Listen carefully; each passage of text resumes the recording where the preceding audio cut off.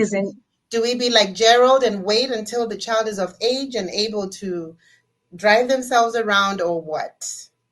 I Let's get. think, you know what's interesting? Because like I said, I mentioned that it's been great to hear everyone's input, by the way. One of the things I said to the boys a few years, maybe last year, 2 years ago, at the time my son was 14, and I said to him, I said, I'm going to start, one day I'm going to start dating. Well, I said I'm going to start dating and I'll probably meet somebody and I'll probably get married. And he was like, "Oh, but mom, we're okay the way we are." And I think, and I've seen this with moms of boys, that boys are very much, for them, it's okay for their dads to move on. But when it comes to their moms, they're a little bit more protective over their mothers.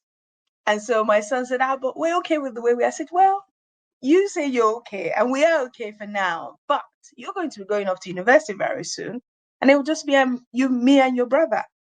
So, and part of that journey of bringing them along on the journey was saying, look, I am thinking of this and this is going to happen, just so that you're aware. And, and then when he thought about it and I said it, and then he said, Mom, actually, you're right, that I do need to, you will need to move on. So I think for me, what I found is bringing them on the journey and not introducing, because I was like, I'm not, I was in a marriage for 18 years. So for me, I wasn't really looking to start bringing different men their way. So I really said, no, unless a relationship is serious, I'm not introducing my children. And so that's what I've sort of done. But I think the key was because they want you to be happy as well. I mean, like Pastor said, that the children have said, "Oh, are you going to be by yourself?" So they instinctively want you to be happy, even though at the time they're thinking of themselves and their needs.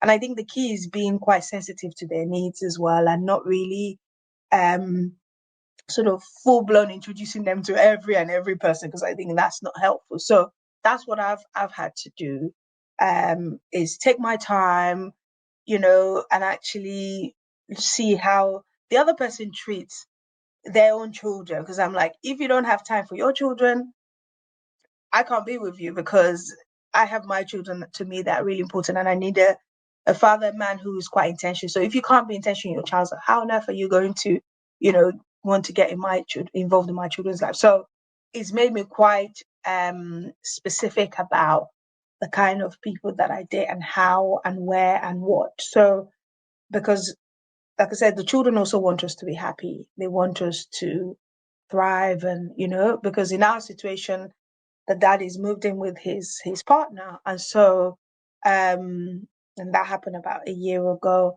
So seeing the journey, but actually saying, I need to be ready, I need to know that I'm ready to date, and I need to know that I'm ready. And if then is a serious relationship, which was recently, I then introduced the children. But my older son at the time did say to me, "Oh, mom, don't worry. When you're making your choice, don't think about me. Focus on my little brother, because he's the one that I'm gonna be 18 and grown, and I don't, it doesn't matter." But I said, no, for me, it's important a man who is quite intentional about, you know, the way they care about you. Because our children, like I said, want us to be happy. They want us to be looked after too. They want us to be treated well, because what they see is how they then, in some cases, model their own relationship. Oh, I saw my mom not treated well. I mean, there's a black male therapist that talks about this in the States, and he says that he realized that the women he was dating were more women he wanted to save. Like, he saw his mother end up in um, relationships that were quite damaging. And so he said he noticed that there was a pattern. And I think this is where sometimes therapy can help us to, what patterns that we notice in our relationship. He said, I noticed that the women that I was going for were women I wanted to save, because they reminded me of my mom, of how she was, ended up in abusive relationship upon abusive relationship. So I actually went to those women. And it was later I was like, actually, why are those the only women that I was dating? Because I wanted to save them the way, as a young boy, I could not save my own mother. And so I think it's important for us to think about our choices, who we're choosing. And this is where the healing and the processing comes through, where we're reflective of our own self, our relationships, who are those we're having around us. Why are we choosing them? Are we choosing them just to feel good about ourselves? Or are we saying, because I say, like, for me right now in this season of my life, I don't want any children. So if I meet a guy and he says, look, I want a child, I'm like, sorry. And I've had to do that. Like, it's not fair on you, because you still want children. I no longer want children. and I would not date you if you've never had children, because it would be unfair.